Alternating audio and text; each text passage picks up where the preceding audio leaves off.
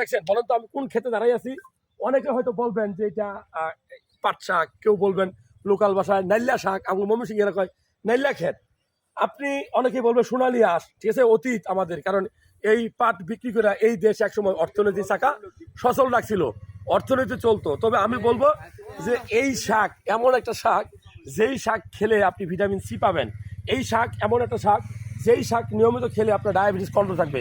এই শাক এমন একটা শাক, যেই শাক নিয়মিত খেলে আপনার ওজনটা কমবে। পায়খানা যাদের কষা, তাদের জন্য এই শাক খুব গুরুত্বপূর্ণ।